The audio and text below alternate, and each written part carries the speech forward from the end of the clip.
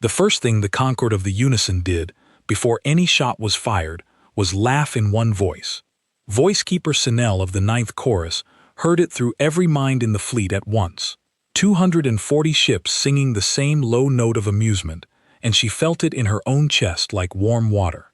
That was how the Concord won wars. Not with metal, with agreement. Every crew on every hull thought the same thought at the same instant, and a thing thought by 240 ships became true. The thought they were all thinking now was simple. The human ship in front of them was a joke. Sinel studied it through the shared sight of the fleet. It hung alone at the edge of the dead star they called Mawkin, a single hull, gray and scarred, 1,100 meters from blunt nose to square stern. Old, visibly old. Its plating did not shine. Half its running lights were dark. There were long streaks down its flanks where micro-debris had scored it for decades, and no one had bothered to buff them out. One of its 4 engine bells was cold and would not light. It drifted with the slow, tired roll of a ship whose gyros were worn loose in their cradles. Every reading the Concord took said the same thing. This was a ship that should have been scrapped a generation ago. The fleet's amusement deepened into something almost kind. Choir Master Oth, who sang the whole ninth into one will, let his thought wash over them all. Look at it, he sang, and they all looked, and they all agreed. The humans had been told to surrender this system. Mawkin sat astride the only safe lane into a cluster of 9 human worlds, and the Concord had come to take it the way the Concord took everything, by arriving in such number that resistance became unthinkable, literally unthinkable, the song reaching across the gap and turning fear into peace, and peace into obedience. And the humans had answered the summons by sending one elderly ship that could barely hold its own role. Sinel had been a voicekeeper for 60 years. She had sung at the fall of the Tessrid, who had 30,000 ships, and gave them all up in a single afternoon when the chorus reached them. She had sung the Andre out of their bodies and into the unison so gently that they thanked her as they went. She had never, in all that time, seen an enemy send something so plainly broken to die.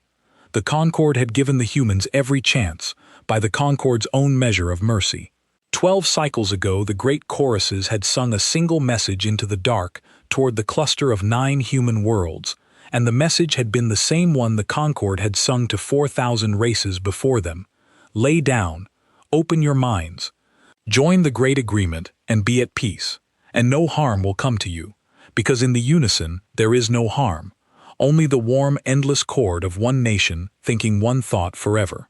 It was, by Concord lights, a generous offer. Most races wept with relief when they finally heard it. The humans had answered with a single line, broadcast in the clear, untranslated, as though they wanted the Concord to keep it. No, the line said, we have heard what your peace sounds like. And then nothing for 12 cycles. No fleet, no fortifications the Concord could detect, no panic in the human channels.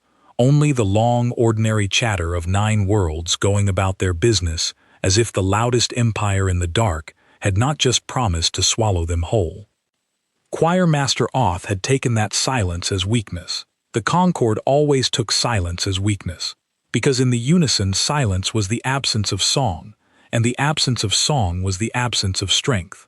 So the 9th chorus had come, 240 ships of the finest the Concord could field, to take the lane at Mawkin and then fold the 9 worlds one by one, gently, the way the Concord folded everyone, and the humans, after 12 cycles of saying nothing, had finally sent their answer to the lane. A corpse, pending disposal. It made Sinel's old splinter of unease itch, though she could not yet have said why. 12 cycles was a long time to say nothing. It was, in fact, exactly the length of time a patient enemy might need to build a single very specific thing. She queried the human hull's registry. The answer came back in their own crude language, broadcast in the clear as if they wanted it read. The ship was named Quiet Verdict. Its hull number was an old one, 11 digits, the lead figure long since retired from human service.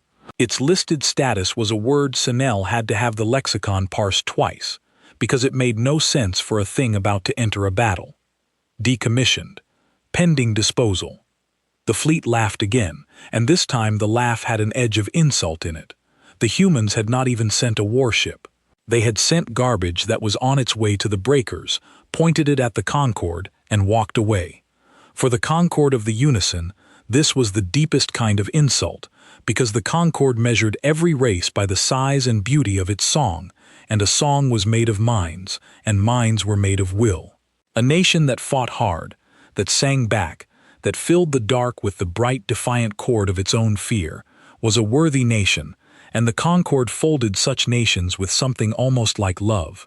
The Tessrid had sung magnificently before they fell. The Andre had begged in harmonies so lovely that Senel still heard them in her quiet moments. To be folded by the Concorde was, in the Concorde's own telling, an honor, the small private song of one race, lifted at last into the great endless chord of all. And the humans had answered that honor by sending a wreck. Not a defiant fleet, not a desperate stand, not even a proper death. A corpse on its way to disposal, as if the most powerful empire in the dark were not worth the dignity of a real ship. The ninth chorus felt the insult of it, and let it harden their amusement into something colder. They would not fold these humans gently after all. They would teach the 9 worlds what it cost to mock the song. They would make the folding hurt. They did not yet understand that the insult was the first move of the trap, that the humans had calculated, precisely, that a proud singing empire shown a corpse would feel exactly this, would let exactly this contempt close its eyes, would come exactly this close to laugh. Contempt makes a fleet careless. Careless ships fly in tight, comfortable rows, and the humans needed the Concorde careless, and close, and unafraid, more than they needed anything else in the galaxy. Choirmaster Oth made his decision and let the whole ninth feel him make it. There would be no song for this one. The song was for the worthy, for fleets and nations, for minds large enough to be folded into the great agreement. You did not sing to a wreck. You did not waste the chorus on a corpse that had not finished dying. You simply removed it from the lane and went on to the worlds behind it, which would hear the song soon enough and lie down like all the rest. Bring the forward 6 into range, Oth sang. Open them. Make it quick. We have 9 worlds to teach before the cycle turns. Senel felt the 6 lead ships of the ninth slide forward, their crews moving as one body, their guns warming in perfect time. She felt the gunners settle. She felt, distantly, the small bright certainty of 240 ships all knowing how this would end. And on the human hull, nothing changed. No guns ran out, no shields flushed, no frantic signal begged for terms. The quiet verdict simply rolled, slow and tired, and let the dead light of Mawkin slide across its scarred gray flank, and waited like something that had all the time in the world. Senel would remember that stillness for the rest of her long life, which would not be as long as she had planned, because she was the only one in the entire fleet who felt the wrongness of it. A small thing, a splinter under the great smooth surface of the shared mind. The humans were not afraid. 240 ships were closing on one cripple, and the cripple was not afraid. And in 60 years of war, Senel had learned that fear was the most honest sound a mind could make. Its absence was not courage. Courage had a sound too, sharp and bright and frightened underneath. This was something else. This was the silence of a thing that already knew the answer to a question no one else had finished asking. She tried to sing the splinter to Oth. She tried to make the choirmaster feel what she felt. But the fleet was laughing, all 240 of them, and her one small worried note was nothing against that tide, a single off-key voice swallowed before it could be heard. The unison did not pass along doubt easily. Doubt was the one thing it was built to drown. That was the great strength of the Concorde, and Senel had spent 60 years believing it was a strength, and never once wondering if it might also be a wall the Concorde had built around its own eyes. In the unison no one panicked alone, because panic was shared and diluted to nothing the instant it began. But no one doubted alone either. No keeper could hold a private worry long enough to follow it to its end, because the moment a worry grew loud enough to matter, the chorus reached in and smoothed it flat and turned it into agreement, and the agreement was always, always, that the Concorde could not lose. 239 ships were certain the human corpse was a joke. Senel's one uncertain note could not survive contact with that certainty, so she stopped trying to sing it and held it instead, alone, the way she would soon learn to hold everything. She watched the dead star and the dead-looking ship, and she let herself, just for a moment, truly look at the human hull instead of agreeing about it. And when she looked, really looked, with the splinter sharp in her, she saw a thing the laughing fleet did not. The scars on the human flank were old. The cold engine bell was old. The dark running lights were old. But the long armored spine that ran the full length of the hull was not old at all. The plating there was newer than the rest, subtly, carefully, the work of patient hands that had built something fresh inside an ancient shell and then dirtied the outside so no one would look twice. The Concorde saw a corpse. Senel, for one instant, saw a coffin with something living folded inside it.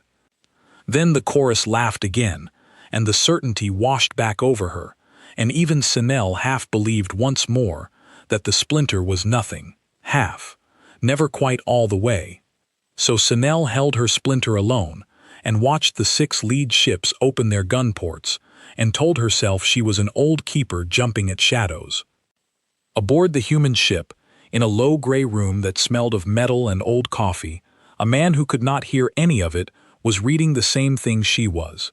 He was reading the stillness of his own crew, and he was smiling. The man's name was Gunnery Chief Aldous Vane, and he had been completely deaf for 31 years.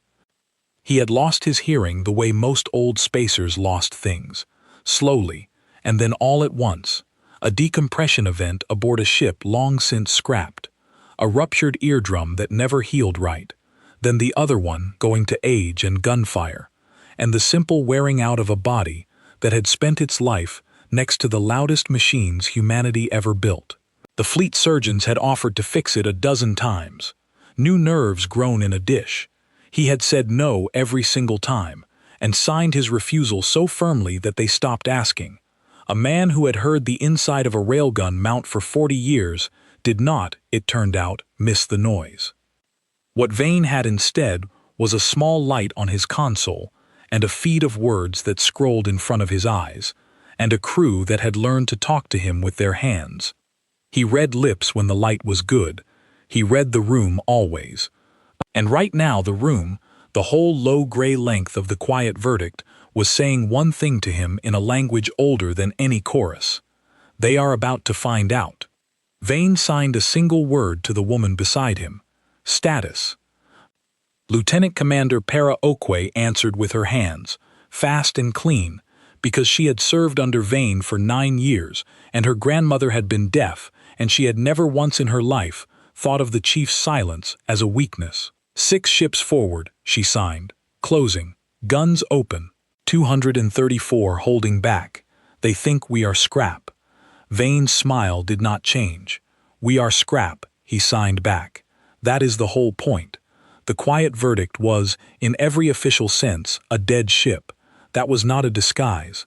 That was a truth that had been made into a weapon. 11 years ago, a younger Aldous Vane had stood in a fleet yard and watched this exact hull get stamped for disposal, its reactor pulled, its weapons stripped, its name struck from the active list. He had watched, and he had gone to the people who decided such things, and he had made an argument that took him 2 years to win. The argument was this: the Concorde of the Unison did not fight ships. It fought minds. It read intent, fear, the bright electric chatter of a crew that knew it was about to die, and it sang into that chatter and turned it off. No fleet had ever beaten the Concorde in open battle, because no fleet had ever stayed a fleet long enough to fire. They became, instead, a peaceful and grateful part of the Great Agreement, usually before the first shot. So humanity would not send a fleet. Humanity would send one ship that the Concorde would not bother to sing to. A ship so plainly broken, so obviously beneath notice, that the chorus would never reach for it. You did not waste the song on a corpse. The Concorde had told the galaxy that rule itself, 1,000 times, in its own arrogance, and humanity had listened. The quiet verdict looked decommissioned because most of it was. The cold engine bell was cold because it was empty. The dark running lights were dark because the conduits behind them had been cut. The worn roll was real. The gyros deliberately left loose so the ship would drift like a derelict. Every reading the Concorde could possibly take had been engineered, lovingly, over 11 years, to say the same comforting lie. The work had not been easy, and it had not been cheap. The human program that built the Long Quiet had no name in any public record, and the people who worked on it had signed their lives to silence the way Vane had signed away his hearing, gladly and forever. For 11 years a crew of 40 engineers had lived aboard a hull that was officially being scrapped, in a yard officially being closed, working on a weapon officially never authorized. They had captured 3 Concorde scouts in the early years, small ones, lone ones, and they had not destroyed them. They had studied them. They had taken the sacred resonance cores out of the dead scouts, and they had done to those crystals the patient, cruel work of physics, striking them and recording them and learning the exact note at which each one stopped singing and started dying. It turned out every resonance core in the entire Concorde was tuned to the same fundamental frequency. It had to be. That was how the song held across 240 ships at once, how every crystal vibrated in sympathy with every other, how the great agreement stayed in agreement. The thing that made the Concorde strong, the perfect shared tuning of every core to one note, was the thing that made the whole nation a single enormous instrument with a single fatal frequency. Strike that note hard enough, precisely enough, from outside, and you did not silence one ship. You reached for the shared string they were all tuned to, and you snapped it. That was the Long Quiet. 1,100 meters of resonance lance, 11 years of tuning, one note. It had been fired exactly once before today, against a captured core in a sealed test chamber on a dead moon, and the test chamber and a good deal of the dead moon were no longer there. After that, the engineers had stopped testing. They knew. They sealed the weapon into the spine of the worst-looking ship in the fleet, and they waited for the Concorde to come and laugh at it. It was a weapon, and it was a single weapon, and it had been built to do exactly one thing to exactly the kind of fleet that was now closing in to laugh the quiet verdict to pieces. The yard crews had given it its name themselves, off the record, the way crews always named the things they loved and feared. The Long Quiet, they called it, because that was what it gave the enemy, and because that was what the man who would fire it had lived inside for 31 years. That was the joke nobody on the human side ever stopped finding funny. The Concorde of the Unison, the loudest thing in the galaxy, the empire that won every war by filling its enemies with song, was going to be ended by a weapon called the Long Quiet, fired by a man who could not hear, aboard a ship that looked like a corpse. The engineers used to laugh about it in the dark of the closed yard, late, when the work was hard. They were going to bury the loudest empire in the dark with silence. They were going to do it with the one ship the Concorde would never bother to sing to, crewed by the one commander the Concorde could never reach, because the universe, for once, had a sense of humor, and the humans had simply been patient enough to wait for the punchline. Vane felt the deck change under his boots. A faint tremor, more sensed than felt, as the Long Quiet began to wake. He could not hear the deep building hum that filled the rest of the ship and made the younger crew swallow against the pressure in their ears. He had never heard it. He did not need to. He watched the light on his console go from amber to a steady, patient green, and he turned to Oakway, and he signed the order he had waited 11 years to give. Let them get close, he signed. Let all 6 in. Then ask the captain for the word. The captain of the quiet verdict was a quiet woman herself, Captain Idris Moet, 58 years old, who had buried more friends to the Concorde's song than she would ever name. She sat in the center of the dark bridge and watched the 6 lead ships of the 9th chorus grow from points to shapes to looming gray walls, and she let them come, and she did not let her crew feel a single thread of the fear she carried, because fear was the food the enemy ate. The crew of the quiet verdict numbered 90 in all, and every one of them had volunteered knowing the ship was a trap with people inside it. They had been chosen as carefully as the weapon. The fleet psychologists had screened thousands and kept the rare few who could sit still inside fear without broadcasting it, the calm ones, the patient ones, the ones who did not chatter even inside their own heads. They had drilled for 3 years to be quiet under the song, to think of nothing, to hold their minds flat and gray the way their deaf gunner held his without trying. It was the hardest training in the fleet. Most of them never became as silent as Aldous Vane. They did not need to. They only needed to last the 4 seconds between the corpse warming and the corpse firing, and they had drilled those 4 seconds 10,000 times. Now the 4 seconds had come. Mowat watched the gray walls loom. Vane watched the patient green light.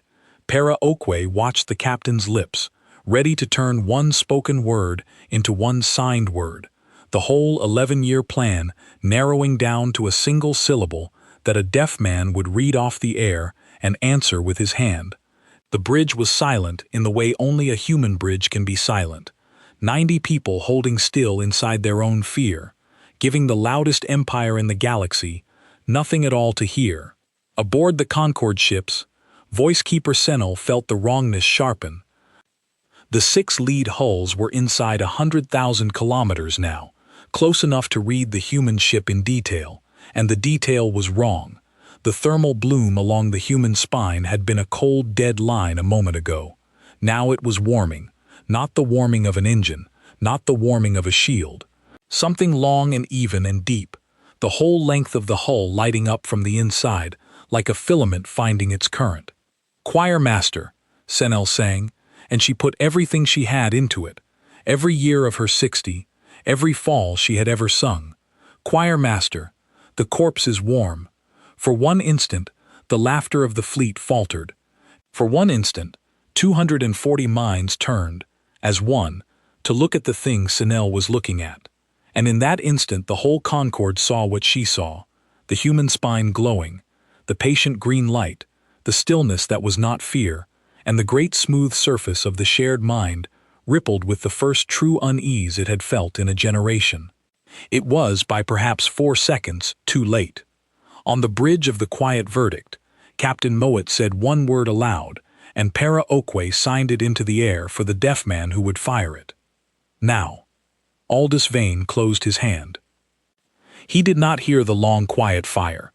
No one aboard the quiet verdict did, not the way they had braced to, because the weapon did not roar. The long quiet did not throw matter or light. It was not a railgun or a beam or a missile. It was a resonance lance, and what it threw was a single, perfect, impossibly precise note, tuned over 11 years, to the one frequency that the entire Concorde of the Unison was built upon. The Concorde won wars by making every mind in a fleet vibrate to the same song. To do that, every Concorde hull carried, at its heart, a resonance core, a great singing crystal that took the choir master's will and broadcast it to the crew, that held the agreement together, that was the literal physical seat of the shared mind. It was the most sacred object on any Concorde ship.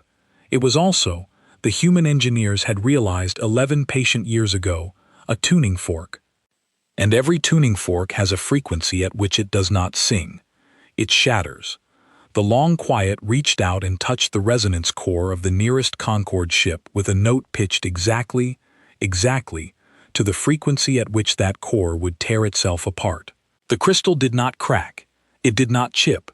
It went from solid to powder to vapor in less than 1,000th of a second, releasing every joule of the agreement it had been holding in a single outward flash. The ship around it did not survive that flash. The hull bloomed white from the inside, swelled and came apart into an expanding shell of glowing gas and tumbling metal that had, a heartbeat earlier, been 4,000 living minds singing in perfect time. Then the second ship, then the third. The long quiet did not fire 6 times. It fired once, and held, and walked its perfect note across all 6 forward hulls in the time it took Senel to draw one breath. 6 resonance cores flashed to vapor in a ragged line. 6 gray walls became 6 expanding clouds of light. The forward 6 ships of the 9th chorus did not explode in the ordinary way, in fire and debris. They simply stopped being ships and became, all at once, a smear of incandescent gas across the dead light of Mawkin. 6 false dawns blooming and fading along the edge of a dead star. Senel felt them die. That was the part the humans could never have understood, the part that no enemy of the Concorde ever lived to describe. When a Concorde ship's core shattered, every mind aboard it was, in that instant, part of the unison, joined to the great agreement, singing. So Senel did not merely watch 6 ships destroyed.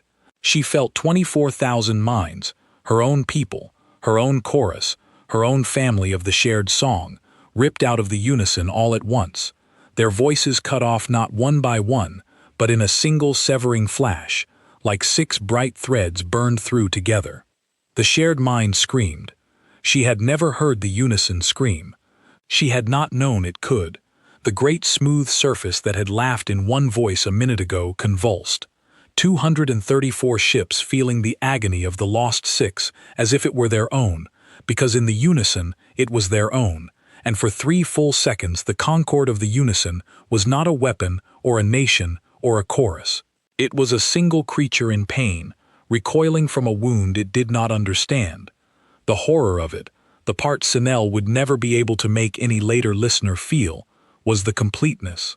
When the Tessrid had fallen, they had fallen one mind at a time, slowly, each ship singing its last fear into the dark before the chorus reached it, so that even in defeat there had been a shape to the dying, a rhythm, a thing the survivors could hold.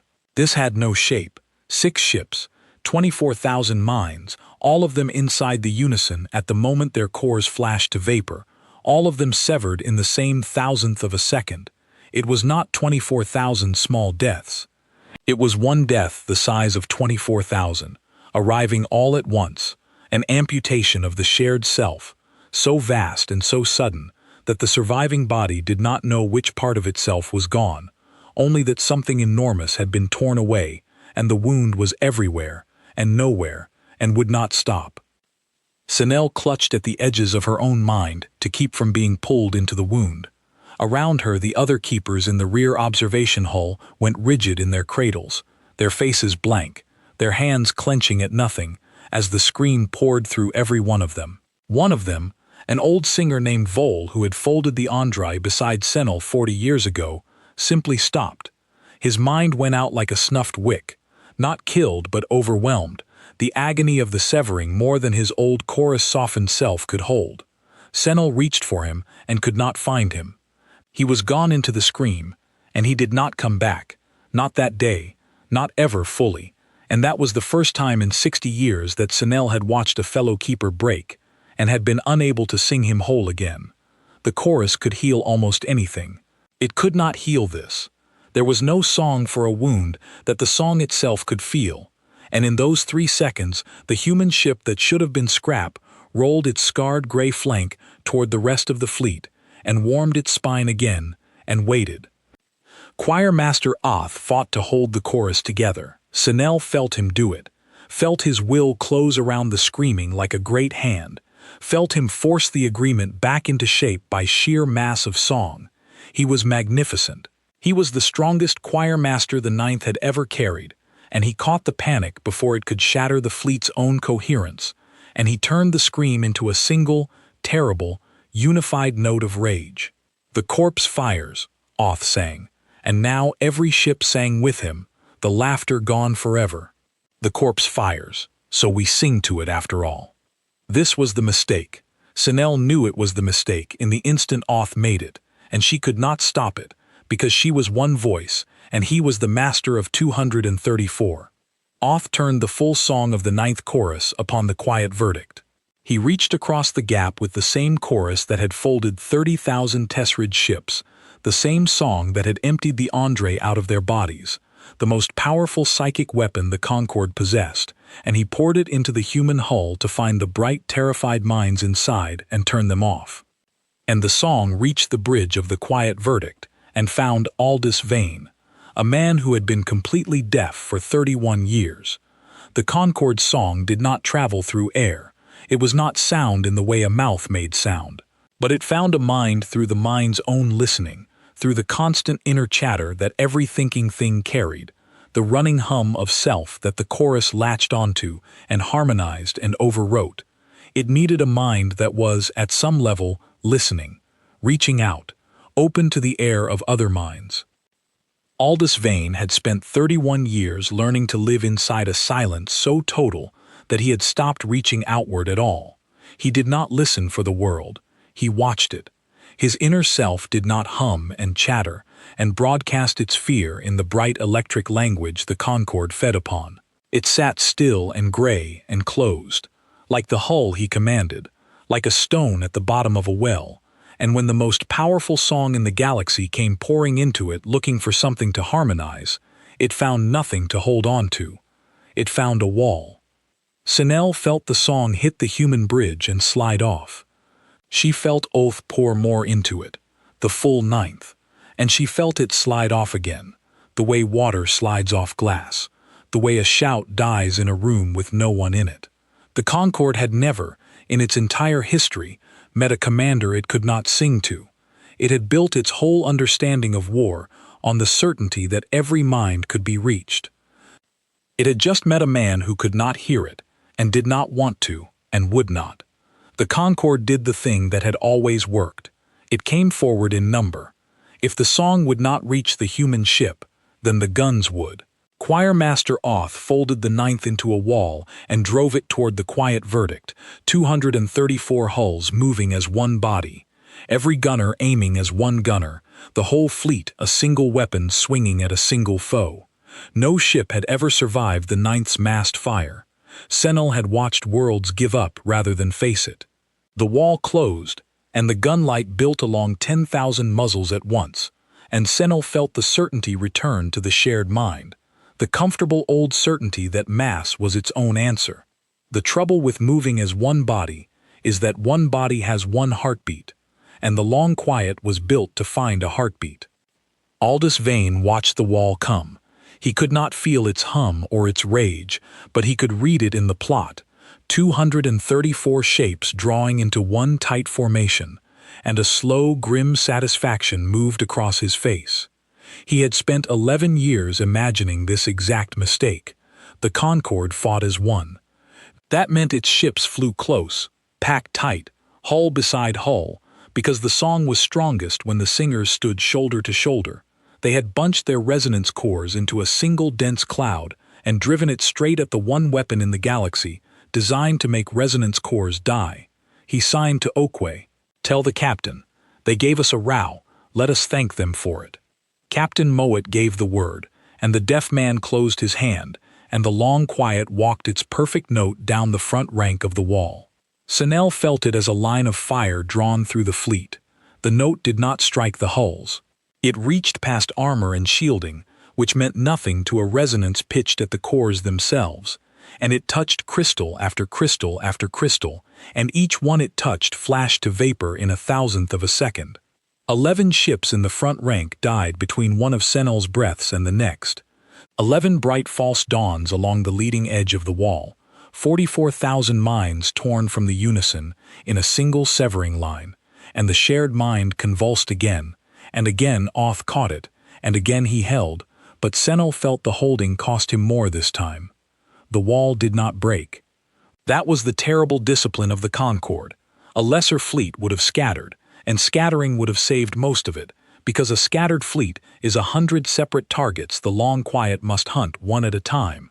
But the ninth chorus did not scatter. It could not. To scatter was to break the song, and to break the song was to become afraid, and a Concorde that became afraid had already lost. So Oath held the wall together with his own will, drove it forward through its own dead, and ordered the massed fire loosed. Senel tried, one last time, to make the fleet hear her. She had the truth now, the whole shape of it, the thing the splinter had been screaming since the first instant. She sang it with everything she had left. "Scatter," she sang, "break the wall. The weapon kills cores, and the closer we fly, the easier we are to kill, and if we scatter, we live, and if we hold, we die in rows. Scatter. Scatter. For the love of the song, scatter." And the fleet did not scatter, because the fleet could not hear her, not really, not in the way that mattered. Her words reached every mind. The unison passed them along faithfully, 234 ships receiving the keeper's warning, in the same instant. But a warning is not the same as being heard. The agreement took Senel's truth and weighed it against the certainty of 233 other minds that the wall had never failed, and the certainty won, the way it always won, because that was the whole purpose of the agreement, to make the many sure and the few quiet. Her warning was real, it was correct, it would have saved them all, and it sank into the great smooth surface of the shared mind without leaving a ripple, one keeper's terror against a nation's confidence, and the nation, as it had for 30,000 years, agreed not to be afraid. That was the moment Senel understood, fully and forever, the thing the human commander already knew in his bones. The Concorde's strength and the Concorde's doom were the same thing wearing two faces. A fleet that cannot panic cannot be routed. A fleet that cannot panic also cannot be warned. It had made itself unbreakable, and in doing so, it had made itself unable to flinch from the one blow that could break it, and now it would hold its perfect formation, magnificent and doomed, and feed itself rank by rank into the patient note of a man who could not hear it die. So Oth held the wall together with his own will, drove it forward through its own dead, and ordered the mast fire loosed. And the mast fire came. 10,000 muzzles flashed at once. A storm of light and matter crossed the gap toward the quiet verdict, enough firepower to crack a moon, all of it aimed with the single perfect coordination of the shared mind at one tired gray hull. Senel watched it go and felt, for one bitter moment, the old certainty come fully back. Nothing survived that. Nothing in the long history of the Concorde had survived that. The quiet verdict survived that. This was the second thing humanity had spent 11 years building, and it was, in its way, as clever as the first. The quiet verdict had no shield in the manner the Concorde understood shields. What it had was a hull within a hull, an outer skin of ablative gray plating, deliberately scarred and dull, deliberately worthless looking, that was in truth 40 layers of sacrificial armor stacked over a core hull of the densest alloy human foundries could pour. The ship had been designed from the keel out to take the Concorde's single-mast punch and live, because its makers had known there would be exactly one, and that everything came down to surviving it. The storm hit. The outer skin of the quiet verdict lit up along its whole length, layers flashing away, plating boiling off into glowing streamers. The worn gray flank that the Concorde had laughed at, peeling back rank by rank as it spent itself drinking the fire. The ship rang like a struck bell. Deep inside, crew were thrown against their straps, consoles shattered, 3 compartments opened to vacuum and sealed themselves off, and a young rating named Tovey died at his post in the forward sensor bay, the only human death of the entire engagement, and Captain Mowat marked it in her mind to carry home and did not let it show. But the core hull held. When the storm passed and the boiling streamers thinned, the quiet verdict was still there. Scarred far worse now, half its sacrificial armor gone, trailing a long bright tail of its own vaporized skin like a comet. Smaller, uglier, wounded. Still there, still rolling, still warming its spine. Inside the ship, the moment had not been quiet at all, though Aldous Vane had heard none of it. The mast fire had rung the quiet verdict like the inside of a bell, and the crew had ridden it the way a small boat rides a wave that should have swamped it, every one of them thrown hard against their straps, every console flickering, the lights failing and the emergency glow coming up red along the decks. In the forward sensor bay, a young rating named Tovey had been at his post when the outer plating there flashed away faster than the seals could close, and the bay opened to the dark, and Tovey was gone before he could have known it was happening. He was 19. He had been aboard the quiet verdict for 2 years. He had volunteered for a ship that was officially being scrapped because his older sister had been on a colony the Concorde folded 8 years before, and she had sent home, in her last clear message before the song took her, a recording of her own voice, saying how peaceful she felt, how glad she was, how she did not understand why anyone had ever resisted. Tovey had never forgotten the sound of his sister being glad. He had joined the quiet verdict to make sure no one else's sister ever sounded like that again. Captain Mowat logged his death in her own mind, the only one of her people she would lose that day, and she did not let a thread of it reach the crew, because grief on a bridge is a weight that slows the hands, and the hands could not slow now. She would carry Tovi home herself. She would tell his parents herself. But not yet. Not while the ship still had work to do. She set the boy down gently in the back of her mind, beside all the friends she had buried to the song over the years, and she straightened in her chair, and she gave the next word. On the bridge, Aldous Vane felt the great ring of the impact through his boots, and the bones of his skull, a single enormous note he could not hear but could not miss, and he waited for it to pass, and then he looked at the plot and saw that the quiet verdict was alive, and the ninth chorus had spent its one massed punch and had nothing left but its number. He signed 3 words to Para Okwe, slow and clear so she could read every one. That was theirs. He closed his hand. The long quiet sang. What followed was not a battle. Sinel would search the rest of her life for the right word, and never find it. A battle had 2 sides striking each other. This had one side striking, and the other side dying in rows. The quiet verdict walked its note down the wall of the ninth chorus, and did not stop. 11 ships, then 9, then 14. The Concorde could not sing the human ship into surrender because the man who fired it had no song in him to reach. The Concorde could not shoot the human ship to pieces because it had spent its one great salvo and the human hull had eaten it and lived, and the Concorde could not run because to run was to scatter, and to scatter was to break the song, and Choirmaster Oth, magnificent doomed Oth, would not break the song. So he held the wall together, and the wall fed itself into the long quiet rank by rank, and the dead star Mawkin lit up with false dawn after false dawn until its dead light was lost in the glow of burning ships. On the human bridge, no one cheered. That was the thing Sinel could never have guessed about her killers, and the thing that haunted her most in the years after. A human crew watching an enemy fleet die in rows might have been forgiven for celebrating, for 240 ships had come to fold their worlds and were now becoming silver dust at the edge of a dead star. But the bridge of the quiet verdict was silent, in the way it had trained to be silent. 90 people sitting still inside their own feeling, and the feeling was not joy. Captain Mowat watched the false dawns bloom and fade, and thought of the colony where her brother had been folded, and felt nothing she could call victory, only a grim and aching relief that the song that had taken him would not take anyone else. Para Okwe watched the plot and signed the count to the deaf man not as a tally of kills, but as a tally of a thing finally, after so long, being ended.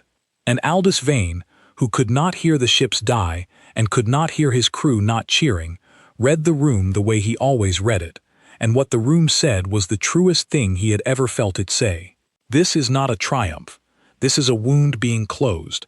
Hold steady. Finish it. Then we can grieve, all of us, the ones we lost and even, if we are the kind of people we hope we are, a few of the ones over there. He held steady. He finished it. And the wall fed itself into the long quiet, and the false dawns marched down the line of the ninth chorus, and a deaf man closed his hand again and again, with no expression on his face but the deep, tired calm of someone doing a necessary thing carefully and well. Sinel felt every death, every single one. The unison spared her nothing, because the unison was made of exactly the thing the long quiet was killing, and each shattered core tore another piece of the shared mind out through her own. She felt the gunners of the 41st die mid-aim. She felt the young keeper of the 102nd, a girl Sinel had trained, reach for the song one last time before the song reached for nothing. She felt the choir mothers and the raiding children and the old singers who had folded the Tessrid, all of them, going out like windows in a dark tower, row by row. And somewhere under the screaming, in the small, still place where her splinter of doubt had lived since the very first instant, a thought began to form that Sinel had never in 60 years allowed herself to think. The humans were not killing more than they had to. It was a strange thing to notice while her people died, but Sinel was a voice keeper, trained to hear the shape of a thing under its noise, and the shape of this was not what slaughter was supposed to be. The long quiet was not walking randomly through the fleet. It was walking forward, always forward, taking the ships nearest the quiet verdict, the ships still driving in to fire. It was not reaching past them to kill the supply tenders at the rear, or the choir creches where the young were carried, or the slow old observation hull where Sinel herself sat with the other keepers, far back, out of the line. The note could reach any core in the fleet. The humans had proven that. They had the range to vaporize the entire ninth chorus in under a minute if they chose. They were not choosing. They were killing the wall, exactly the wall, only the wall, and leaving everything behind it alive. Senel did not understand it, not yet. The Concord had no concept that fit it. In the Concord's wars, you sang a thing into peace, or you removed it, and there was no third path, no notion of an enemy who could end you entirely and was deciding, ship by ship, not to. She filed it next to the other wrongness, the stillness, the unafraid corpse, and she watched the wall dive forward. She made herself watch the pattern, because watching was the only thing she had left. The long quiet took the 12th, which had its guns run out and warming. It took the 30th, which was driving in to fire. It took the 90th and the 140th, both of them muzzles forward and closing. It did not take the 60th, which had fallen out of line with a damaged drive and drifted helpless to one side, no threat to anyone. It did not take the 2 slow tenders at the rear, fat with supplies, unarmed. It did not take the creche.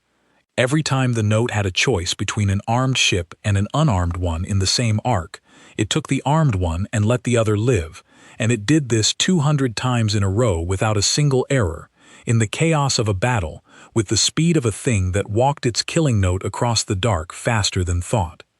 That was not the cruelty of a thing that enjoyed killing. It was the precision of a thing that hated it, that had built a weapon capable of ending a nation, and then spent every shot it fired, drawing a careful line between the part of the nation that fought and the part that did not. Sinel had spent her whole life calling the Concord's song mercy, the gentle folding, the peace without a shot.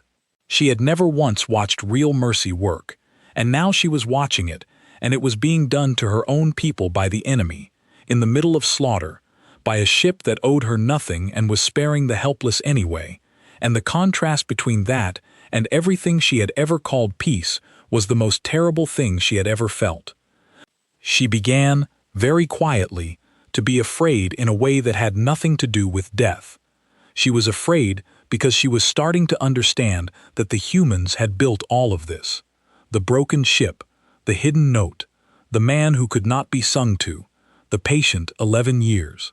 They had studied the Concorde the way the Concorde studied its prey, had found the one frequency, had built the one lance, had chosen the one commander, had let themselves be laughed at, had let one of their own die in the censor bay, all so that on this day, at this dead star, the Concorde of the Unison would close in to mock a corpse and learn what the corpse had been waiting to teach.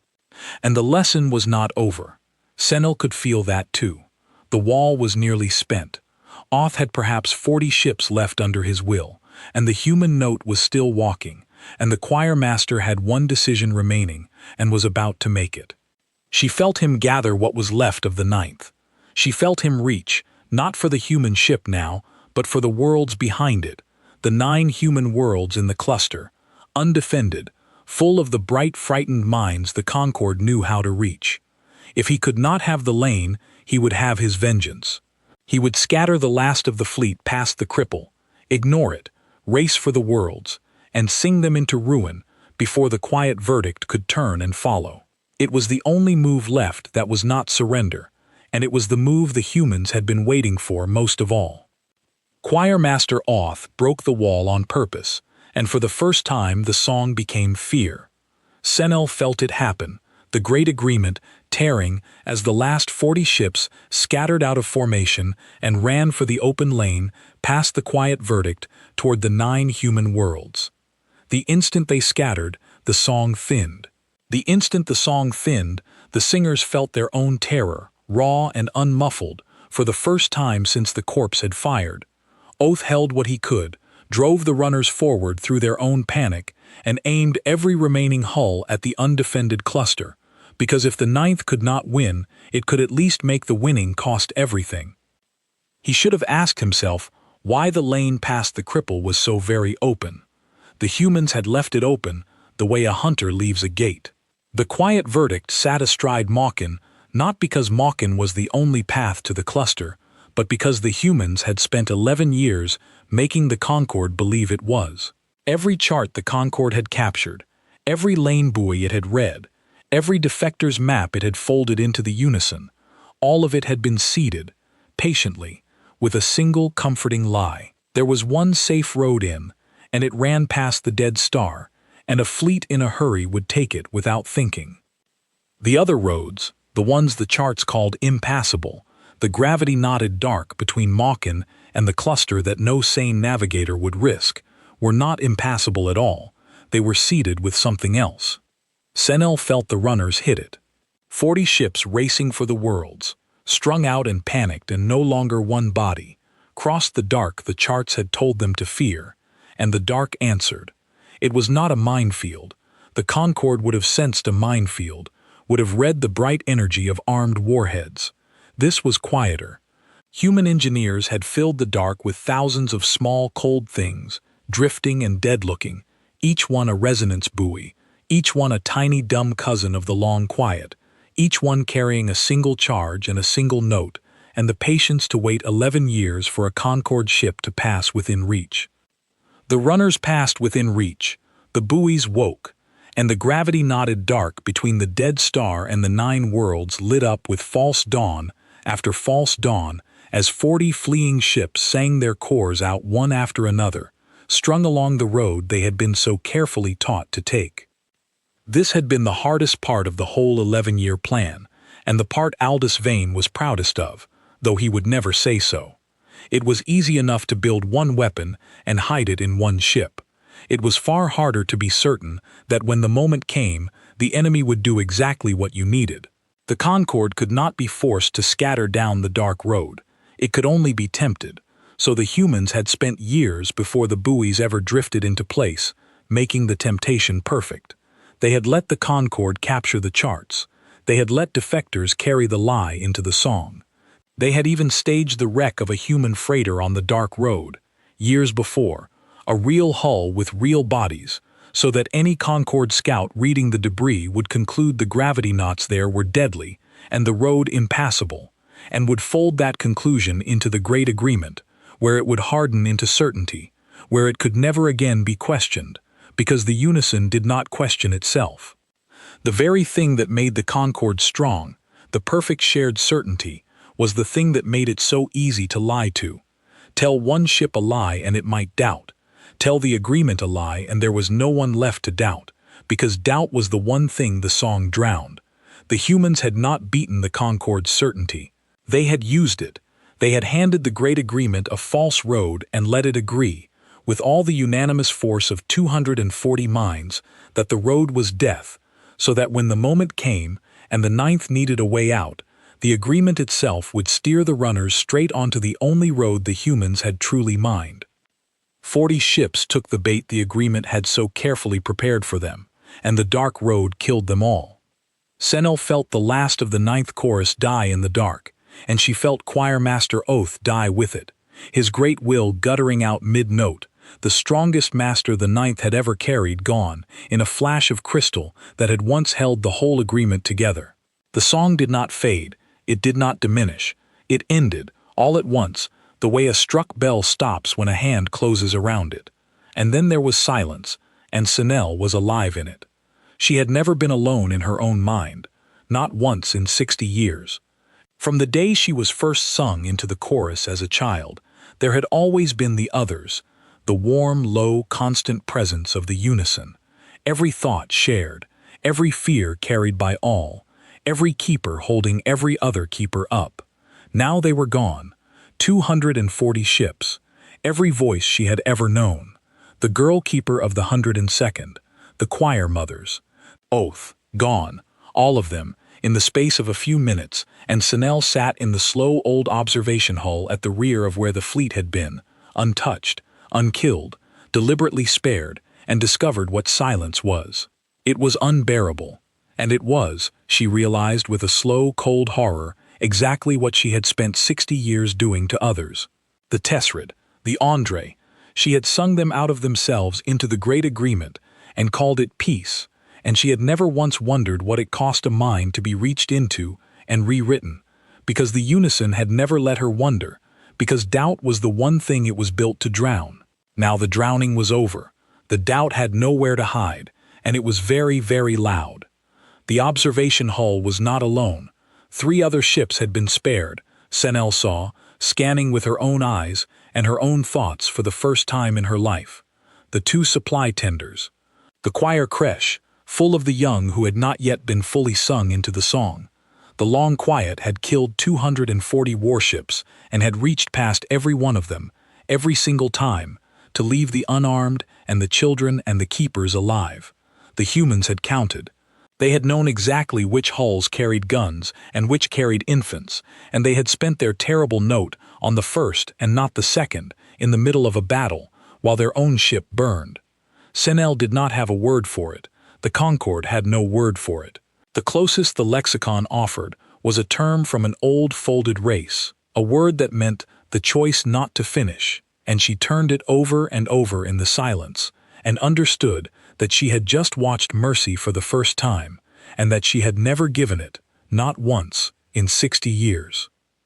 She made herself count, because she was a keeper, and counting was the last honest thing she knew how to do. 240 ships had come to Mawkin. 236 were gone, every one of them a ship that carried guns, every one of them a ship that had driven in to fire or run to kill the worlds. 4 remained, the 2 tenders, which carried food and water and the slow patient labor of keeping a fleet alive, the creche, which carried the young, and her own slow observation hull, which carried the keepers, the old singers, the ones who shaped the song but did not fire it. The humans had not spared the 4 ships by accident. Senel understood that now, with the cold, total clarity of a mind that has nothing left to distract it. To spare exactly the unarmed hulls, in that chaos, at that speed, the humans had to have known the entire order of battle of the 9th chorus before the first shot. They had to have known which hull was a gunship and which was a nursery. They had been listening to the song, reading it, mapping it, for far longer than anyone in the Concorde had ever suspected, long enough to learn not just the Concorde's frequency, but its shape, its family, the difference between a warship and a creche. And they had used all of that knowledge, in the end, not to kill more, but to kill less, to kill exactly the part that fought, and spare exactly the part that could not. A whole nation, Senel thought, that has learned to count its enemy more carefully than its enemy ever counted anyone. And the thought was the loneliest she had ever had, because there was no one to share it with, no chorus to fold it into, no agreement to dilute it.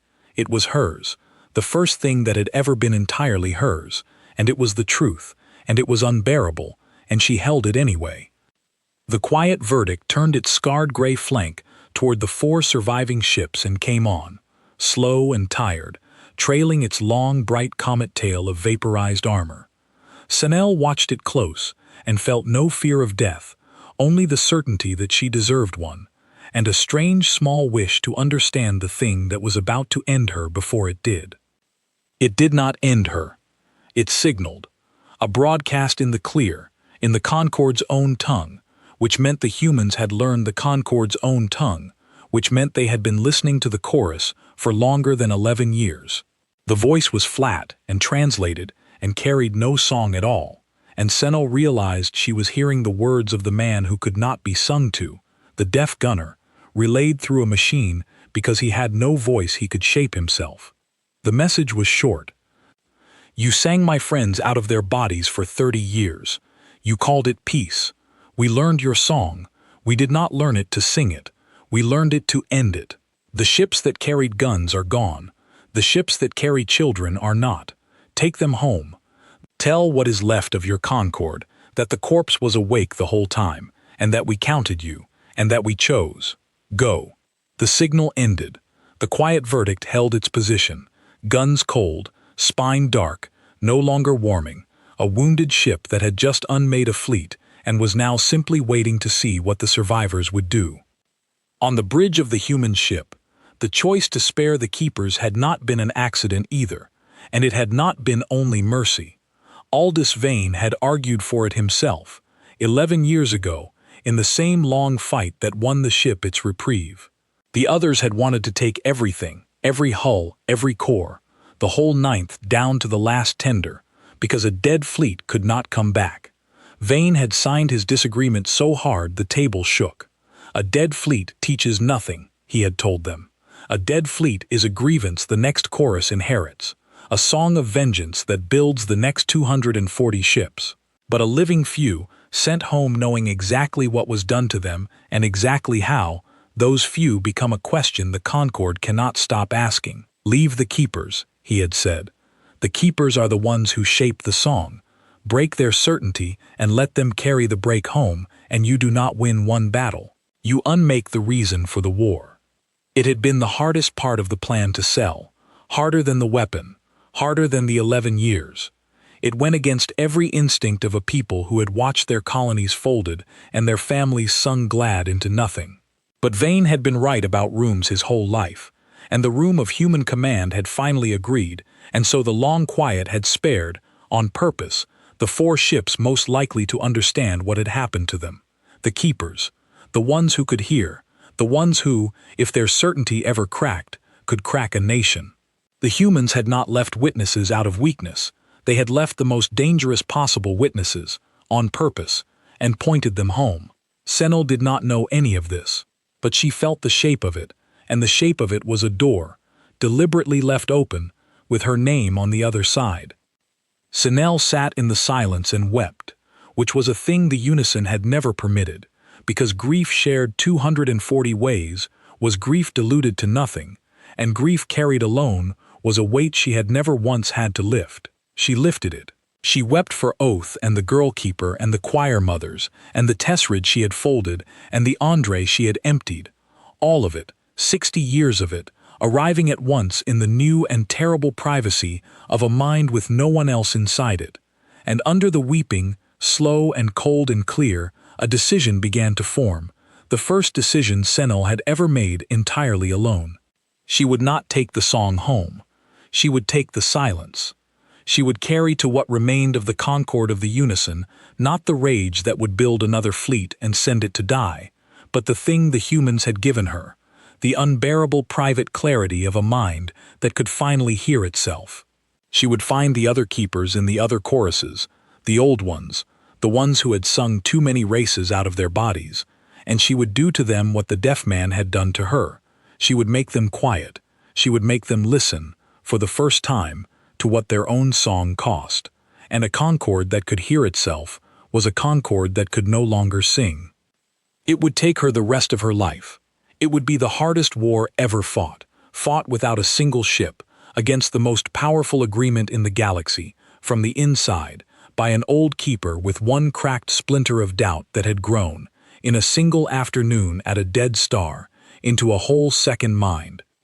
She turned the choir creche toward home, and the supply tenders fell in behind her, and the 4 surviving ships of the 9th chorus crept away from Mawkin, carrying their children, and their silence, and their new and terrible understanding. Behind her, the quiet verdict watched them go and did not fire. On the bridge of the human ship, Aldous Vane read the 4 contacts pulling away on the plot and let out a breath he had held for 11 years. He could not hear the silence the Concord ships were carrying home. He had lived inside that silence for 31 years and knew it better than anyone alive. He signed to Para Okway, slow, tired, almost gentle. "They will not come back," he signed. Okway read his hands and signed her question.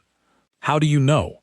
Vane watched the 4 ships shrink toward the lane and thought about it, and then he answered with the certainty of a man who had spent half his life learning to read what a room was saying when no one was making a sound. "Because the old one at the back wept," he signed, "the whole way out.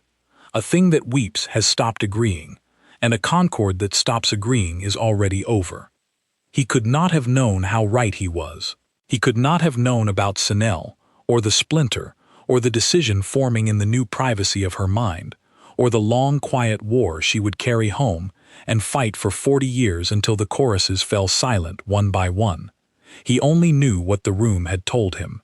But Aldous Vane had been right about rooms his whole life, and he was right about this one. And somewhere in the four ships creeping away from the dead star, a voice keeper who had sung the Fall of Nations was learning, too late and just in time, the sound of her own mind making up its own mind. The Concord of the Unison did not understand, at first, that it had lost. Word reached the great choruses the way all word reached them, folded into the song from mind to mind across the dark, and the word was strange and incomplete, because the only ones who carried it were four ships full of children and keepers, who would not sing the way they were supposed to.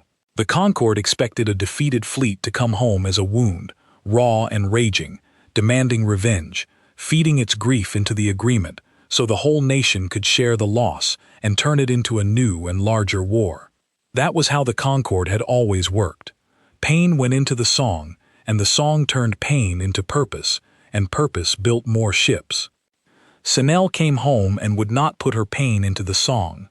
She held it. She carried the loss of the entire ninth chorus alone, in the private silence the deaf man had taught her, and when the other keepers reached for her to fold her grief into the agreement and make it everyone's, she did the one thing no keeper had ever done. She closed. She built a wall in her own mind the way the human commander had been a wall, a stone at the bottom of a well, and she let the song wash over it and slide off, and she would not be sung to, and she would not sing. The other keepers thought she was broken. In a sense she was. But a broken keeper who would not rejoin the song was something the Concord had never had to deal with, because the song had always healed its own, and there was no procedure, no chorus, no master who knew what to do with a voice keeper who had simply, quietly, stopped agreeing. So they left her alone with the children of the creche, which was exactly what Sinel had wanted. She raised them in silence. Not the cruel silence she had inflicted on 100-folded races, but the honest silence she had learned at Mawkin, the silence in which a mind could finally hear itself think. She did not sing the creche children fully into the chorus the way she was supposed to. She let them grow up with their own thoughts intact, their own doubts, their own private rooms no one else could enter, and she told them, when they were old enough to understand, what had happened at the dead star.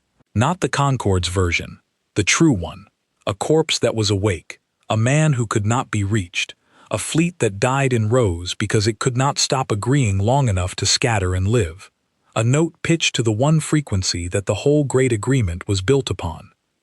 The children listened. Children always do, when someone finally tells them the truth. The first of them to truly understand was a small one named Tolu, who had been an infant aboard the spared creche on the day of Mawkin and had no memory of the song at all.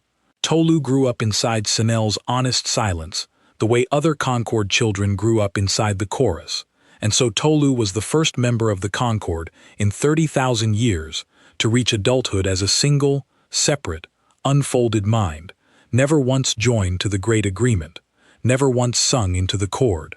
Tolu was, by every old measure, a cripple, a deaf child in a singing nation, unable to hear the warm shared thought that every other Concord mind swam in from birth. Tolu was also, Sinel realized with a slow rising hope, exactly what the human commander had been, a wall the song could not climb, a mind that could not be reached, because it had never learned to reach outward, because it had grown up whole and private and alone. And where there was one such mind, there could be two, and where there were two, there could be 100, and a Concord with 100 minds the song could not fold was a Concord with 100 small cracks in the one thing that had held it together for 30,000 years. Sinel began to raise them on purpose, not as keepers, as walls, a whole generation of quiet children who grew up never sung to, who kept their own thoughts and their own doubts and their own private rooms, who could sit in the middle of the chorus and not be moved by it. She did not preach to them or arm them or send them to war. She simply let them be themselves, fully and separately, and she let the rest of the Concord watch them grow, and she trusted the watching to do the rest. Because a child who has never been folded, standing happy and whole and unafraid in a nation that folds everyone, is the single most dangerous question a singing empire can be asked. Why the watching keepers began to wonder, against their own training, in the gaps between the songs.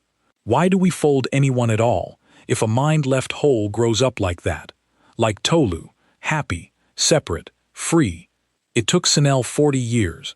She did not fight with ships, because she had no ships, and because she had learned at Mawkin that ships were the least of what won a war.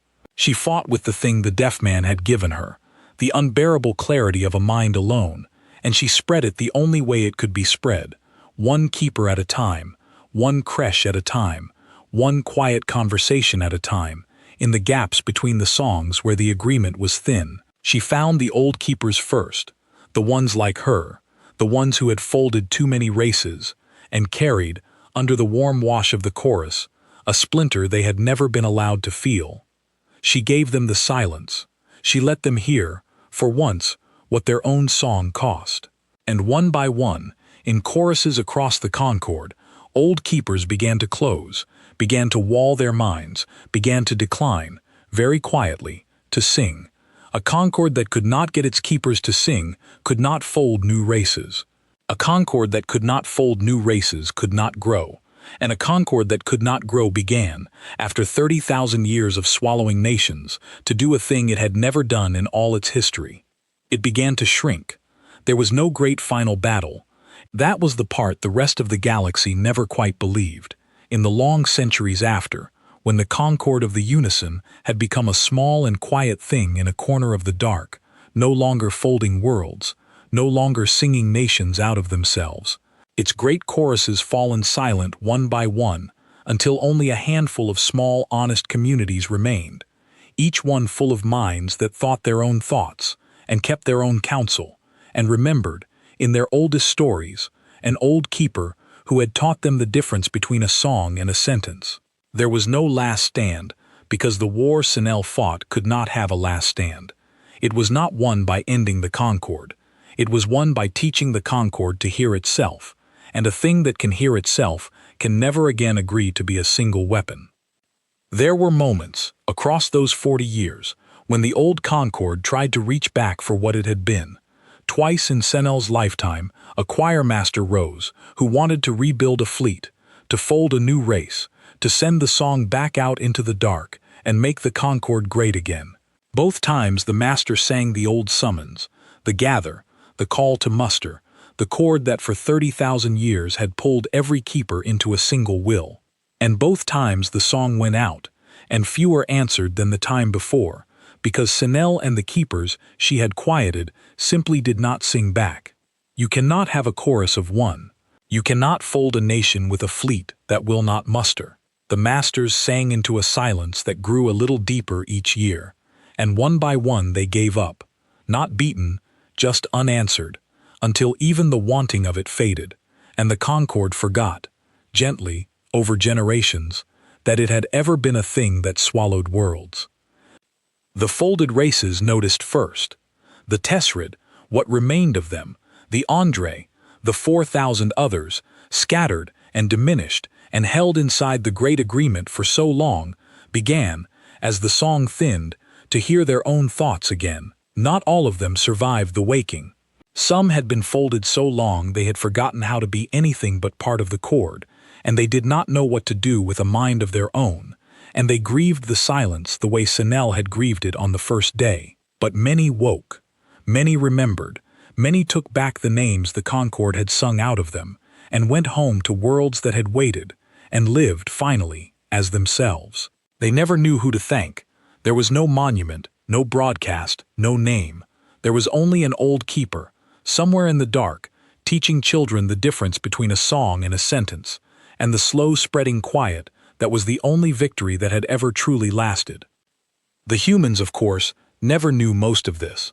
They knew only that the Concord of the Unison, which had swallowed 30,000 Tessrid ships in an afternoon and emptied the Andre out of their own bodies, never came back to the 9 worlds in the cluster. Never came back at all.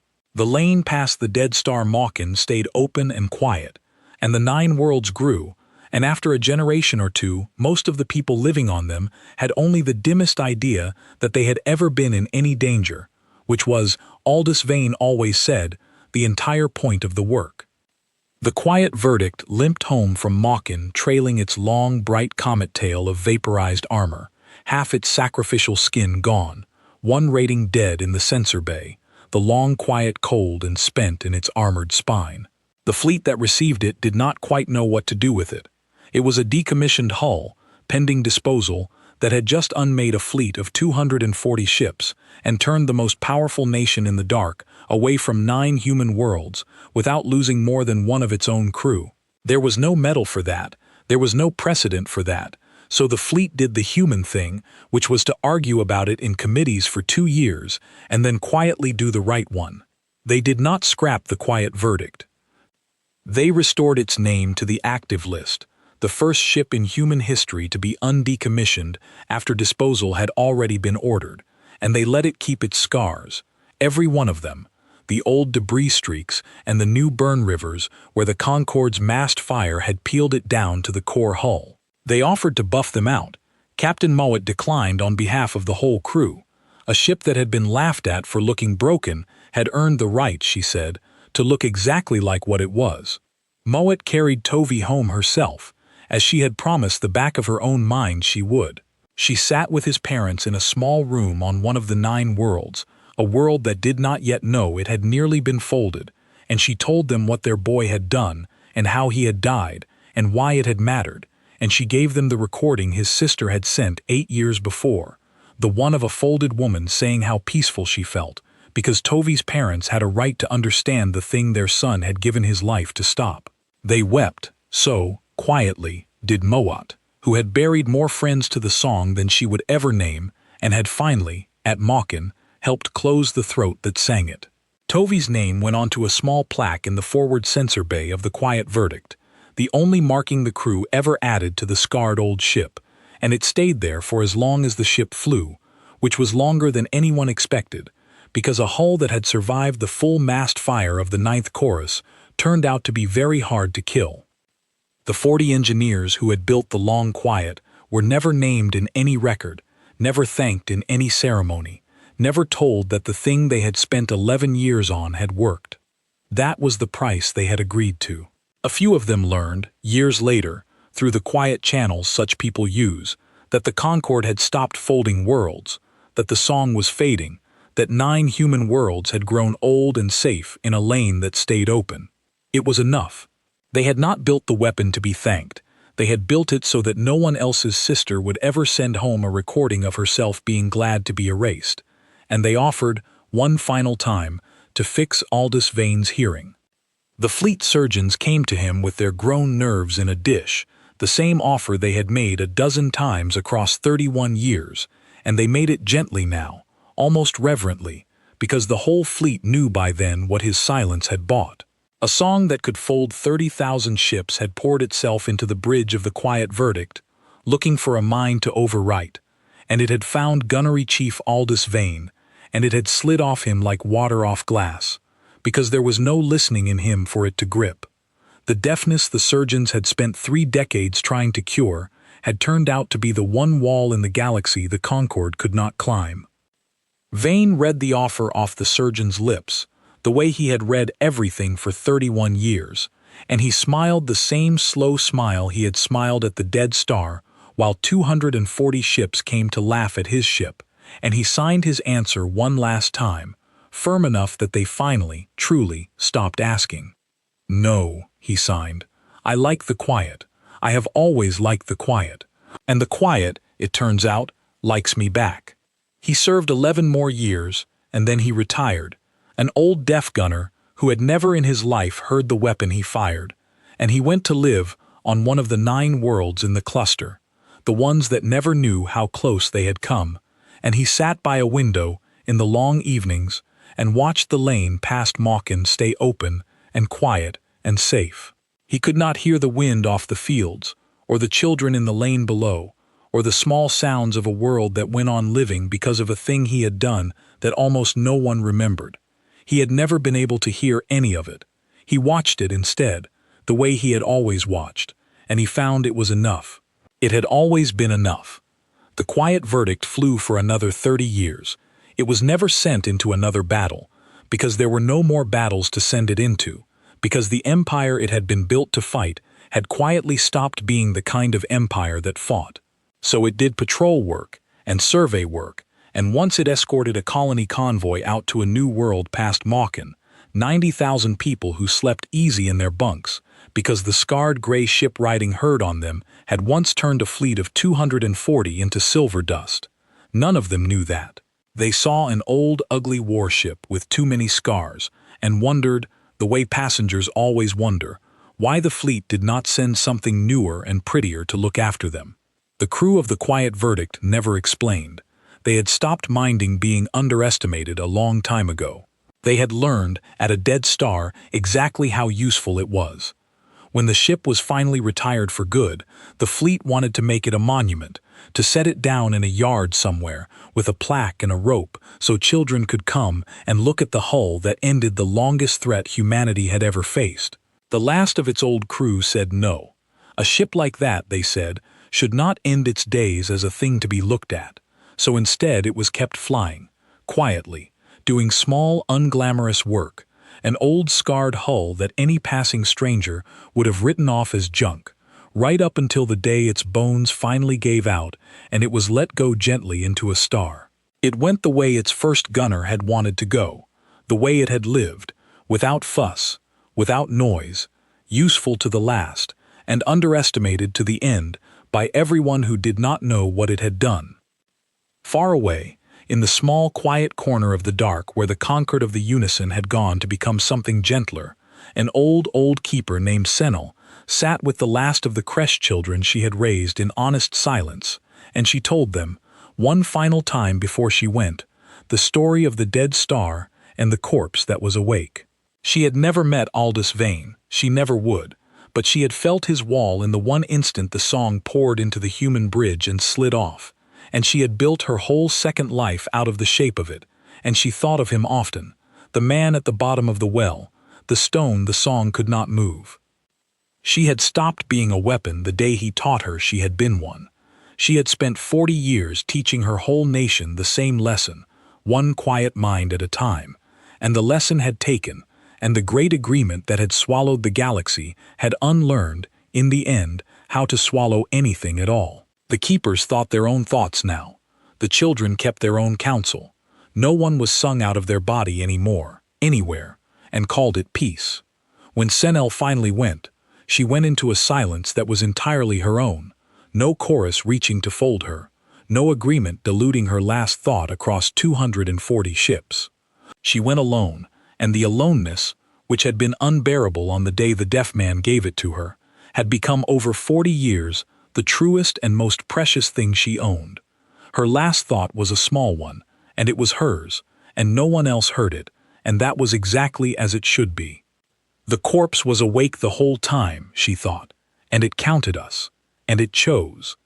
And then the voice keeper who had sung the fall of nations fell quiet, for the first and last and only time entirely on her own, and the silence she left behind was not a wound. It was a gift, passed hand to hand, mind to mind, from a deaf man at a dead star to an old keeper at the edge of the dark, and onward to the children, and onward past them, a quiet that knew its own worth and would never agree to be a weapon again. Back at the dead star Mawkin, in the years right after, the lane stayed open, ships passed it sometimes, human freighters and survey craft, and the slow, patient traffic of 9 worlds that did not know they had nearly been folded into a song. And if any of those ships scanned the empty dark where the battle had been, they would have found nothing but the cold light of a dead star and the long-scattered, long-cooled remnants of 240 resonance cores, ground down by time into a faint silver dust that drifted on the solar wind and would, in another 1,000 years, be gone entirely. 240 ships had come to laugh at a corpse. The corpse had counted them and chosen which to vaporize and which to spare, and sent the sparing few home to end the war from the inside. The Concord of the Unison had built its entire greatness on a single certainty, that every mind could be reached, that every fear could be sung into peace, that no enemy could ever stay an enemy once the chorus found it. It had never imagined a foe it could not hear. It had never imagined a man who could not hear it back. It had never imagined that the most broken-looking ship in the galaxy, pending disposal, hull number retired, drifting tired and scarred at the edge of a dead star, was the one ship in all the dark that had been built, patiently, over 11 long and quiet years, for the single purpose of teaching the loudest empire ever to sing exactly what silence could do. They mocked the useless human warship, and the useless human warship, awake the whole time, let them get close, let them laugh, let them open their guns, and then it took the note it had spent 11 years tuning to the one frequency their whole world was built upon, and it sang it back, once, and vaporized them. Aldous Vane never heard a moment of it. He sat by his window on a saved world in the long evenings, an old deaf man who had won the quietest victory in the history of his people, and he watched the light fade over the fields, and he was content. He had spent his whole life in a silence the galaxy thought was a weakness. He had carried that silence into the loudest war ever fought, and the war had broken upon it like a wave on a stone, and the stone had not moved. It had never needed to. That was the thing about a good wall, he would have told you, if you signed the question slow enough for him to read. A wall does not have to be loud. It only has to be there, and it only has to hold, and when the whole shouting galaxy finally throws itself against you and slides off and falls, you will not hear the falling, but you will feel the quiet afterward, and it will be the best sound you never heard.